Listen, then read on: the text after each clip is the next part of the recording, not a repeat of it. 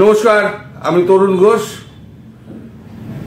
আমার সম্মানীয় দর্শকরা বহুদিন ধরে আমাকে অনেকেই ফোন করেন।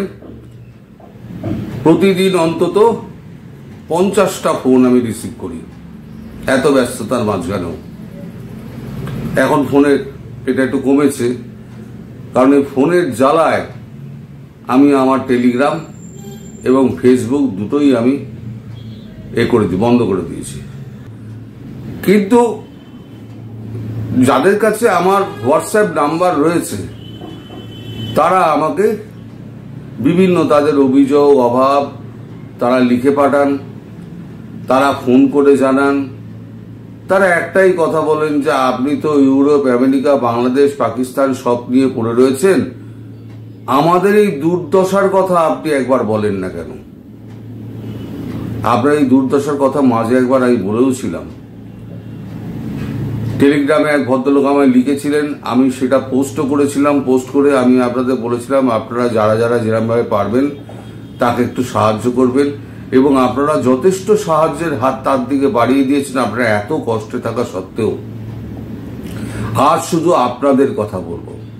আমি ঠিক করে নিয়েছি যে এই যে আপনারা নিপীড়িত বঞ্চিত মানুষ, যারা আওয়ামী লীগকে ভালোবেসে যারা দল করেছেন, অথচ দলের থেকে আপনারা বিন্দুমাত্র কিছু পাননি।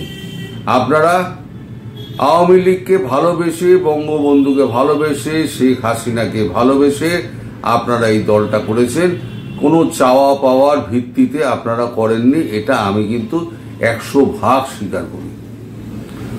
কিন্তু যারা এই নেতা কর্মীরা চোর, বাটপাত, ছ্যাঁচর, জোচ্চর যেগুলো ছিল, তারাই তো দলটাকে ডুবিয়েছে। এই যে তারা এখন বিপদে পড়ে তারা এখন বিদেশে গিয়ে পড়ে রয়েছেন। অনেকে বলছেন তারা নাকি খুব কষ্টে আছেন। আমি বিশ্বাস করি না, একেবারেই বিশ্বাস করি না। ওবায়দুল কাদের, নানকের মতো, তাপসের মতো নেতারা তারা দল থেকে যা কামিয়েছেন ক্ষমতায় থেকে, তারা বিলাসী জীবন যাপন করছেন। কিছুদিন আগে একটা ভাইরাল ভিডিও হয়েছিল, সেখানে দেখা যাচ্ছে যে আপনাদের ওই যিনি বিদেশমন্ত্রী ছিলেন মামুন, তিনি একটি বিয়ের ভোজসভায় তিনি শুটেড বুটেড হয়ে উপস্থিত হয়েছেন। তাকে দেখে বোঝা যাচ্ছে না যে তিনি কোনো আর্থিক কষ্টের মধ্যে রয়েছেন। তেল চকচকে মুখ, এবং যারা ওখানে উপস্থিত আছেন, আমি তো সবাইকে চিনি না, আমি জানিও না, তাদের কারুর চেহারার মধ্যে বিন্দুমাত্র কোনো শোক, তাপ, অনুতাপ কিছুই তাদের মধ্যে দেখিনি। তারা শুধু দলটাকে করেছে কামাইয়ের রাস্তা হিসেবে।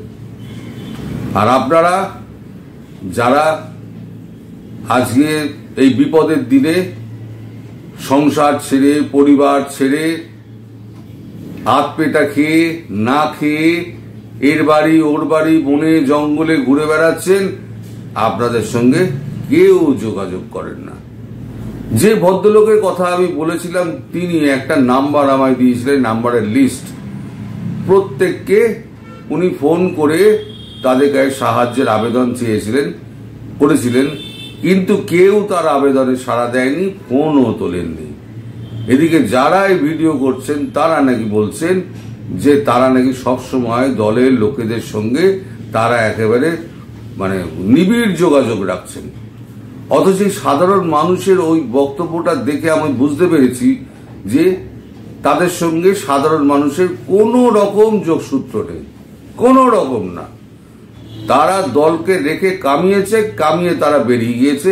এইবার দল মরল কি বাঁচলো, শেখ হাসিনা মরলেন কি বাঁচলেন, তাদের কিচ্ছু যায় আসে না। তারা যা করার তারা তাই করে নিয়েছেন।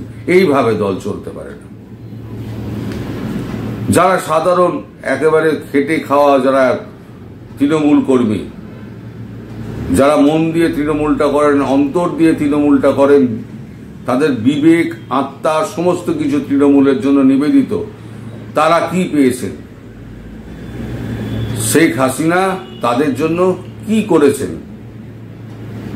আজকে উনি বারবার সমাজ মাধ্যমে উনি অনেকবার বলেছেন যে আজকে আপনারা সবাই নেমে আসুন। কি ভরসায় তারা নামবে? আমাকে তো ফোন করে বলছেন কি ভরসায় আমরা নামবো।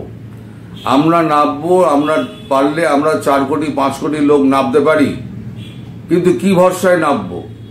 আমরা নামবো, তারপরে দেখব যে এই চোরগুলোকে দলকে নিয়ে তিনি আবার তার সংসার পাতি গুছিয়ে নিয়েছেন। তখন পর আমাদের ওপরে তো লাঠির ঘা নেমে আসবে। তার থেকে আমরা ভালো যে যার মতো আছি, দুঃখ কষ্ট করে আমরা বানিয়ে নিয়েছি, তাই ভালো। ফলে শেখ হাসিনা প্রধানমন্ত্রী তিনি যতই সমাজ মাধ্যমে বার্তা দিন না কেন আপনারা নেমে আসুন, কেউ নেমে আসছে না। এটাই হলো বাস্তবতা।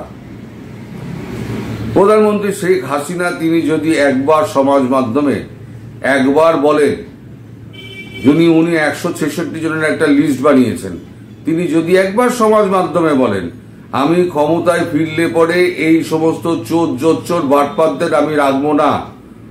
আমি অনেকদিন আগেও বলেছিলাম, এখনো বলছি যে সাধারণ তৃণমূল মাঠ থেকে কর্মী নেতা তুলে আনতে হবে, যেটা আমাদের এখানে হয়।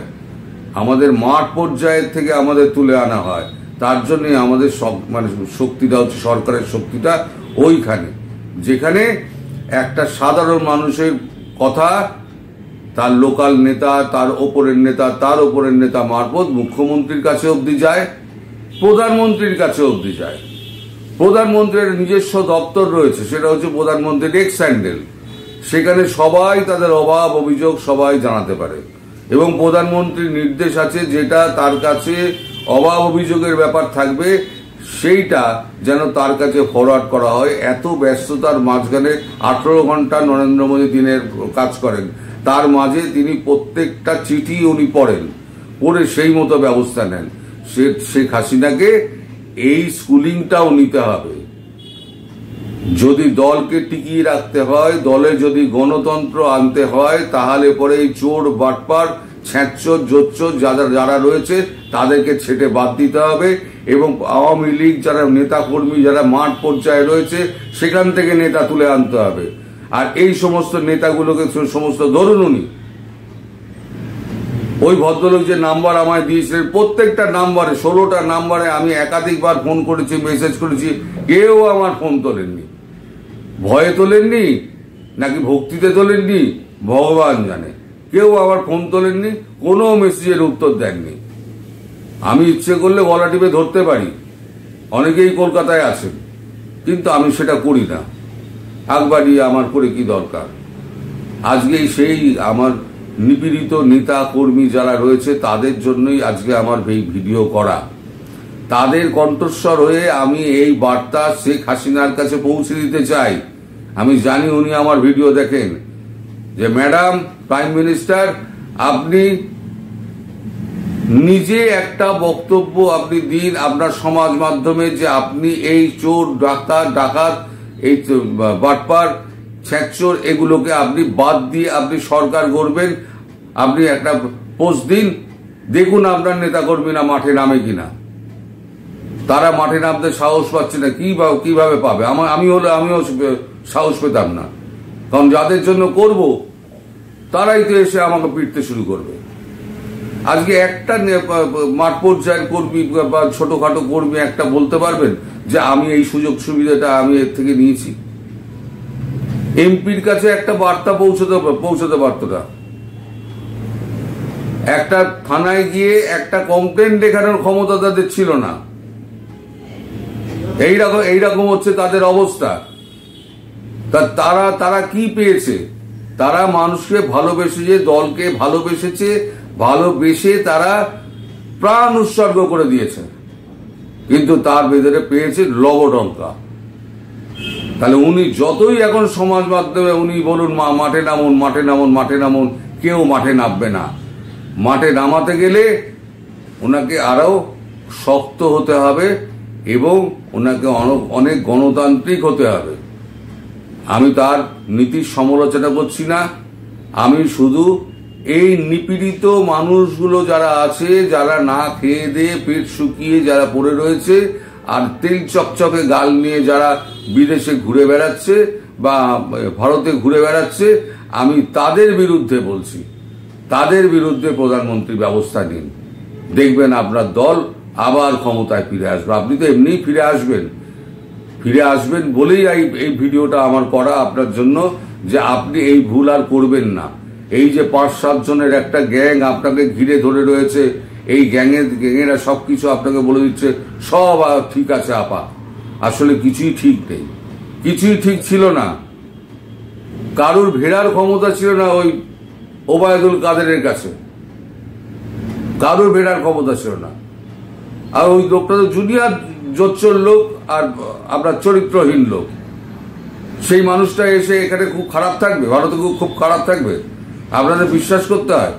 আমি বিশ্বাস করব নানক খুব খারাপ আছে, আমি বিশ্বাস করব? আমি কখনোই বিশ্বাস করব না। হাতে তুলসীর বালা আর গঙ্গা জল নিয়ে, তুলসী পাতা নিয়ে বললেও আমি বিশ্বাস করব না। এরা সব আরামে দিন যাপন করছে। এখন যারা করছেন তারা কেন করছেন, কি হিসেবে করছেন, হয়তো তিনি যাদের সঙ্গে মিলিত হন, যারা এই সমস্ত ভিডিও করেন, যারা মিলিত হন, তারা সত্যি হয়তো অনেক নিম্ন স্তরের নেতা, তারা সত্যিই কষ্ট করে পালিয়ে আছে, তাদের সঙ্গে হয়তো মিলিত হয়েছেন। কিন্তু এই যে ওপরের স্তরের নেতাগুলো যারা আছে, তারা কিন্তু কেউ দুঃখে নেই, সব গাল তেল চকচক করছে এবং তারা বেশ সুখে একেবারে দিন কাটাচ্ছে, আরামে আলাসে বিলাসে দিন কাটাচ্ছে। নিউ টাউনে এক একজন এক একটা ফ্ল্যাট ভাড়া নিয়েছে 1.5 লাখ 2 লাখ টাকা করে মাসে ভাড়া, সে খবরও আমার কাছে আছে। একটা কমপ্লেক্সে 6 জন 8 জন করে রয়েছে ভাড়া নিয়ে।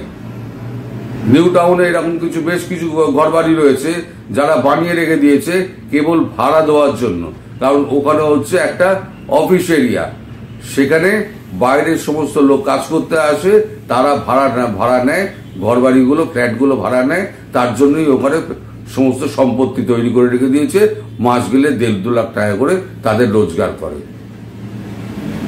সেখানে গিয়ে সব আড্ডা গেড়েছে তারা। সন্ধ্যেবেলা হলে সমস্ত কাফেতে বারে তারা ভিড় জমায়, হই হই করে দিন কাটায়।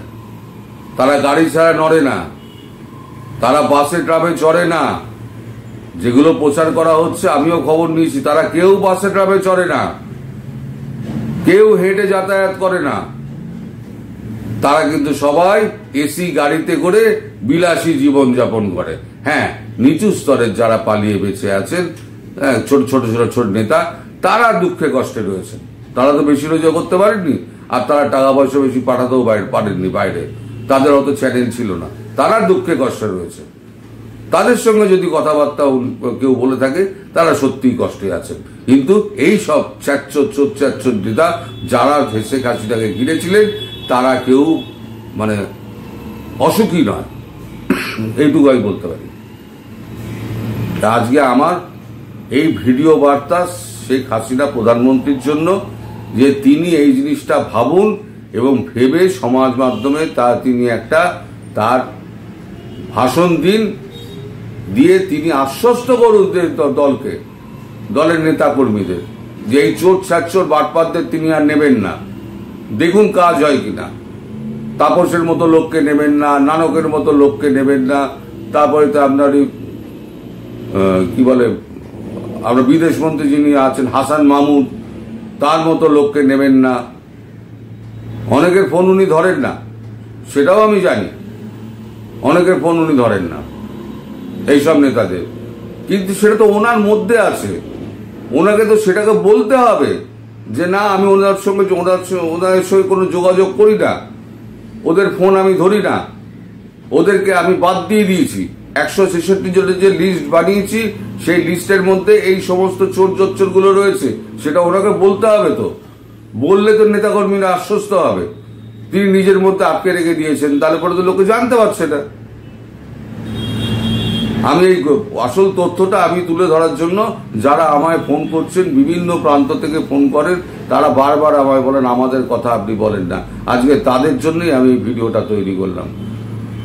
আমি আশা করি এই ভিডিওটা দেখার পর শেখ হাসিনা নিশ্চয়ই চোখ খুলবেন এবং তিনি সত্যিকারের নেতাকর্মীদের জন্য ভাববেন এবং তার বুদ্ধিমত্তার ওপরে আমার কোনো নেই, সন্দেহ নেই। তিনি রাইট ডিসিশন নেবেন এবং তিনি নিশ্চয়ই ব্যবস্থা নেবেন। এখন আপাতত এখানে শেষ করছি। সবাই ভালো থাকবেন, সুস্থ থাকবেন এবং সাবধানে থাকবেন। নমস্কার।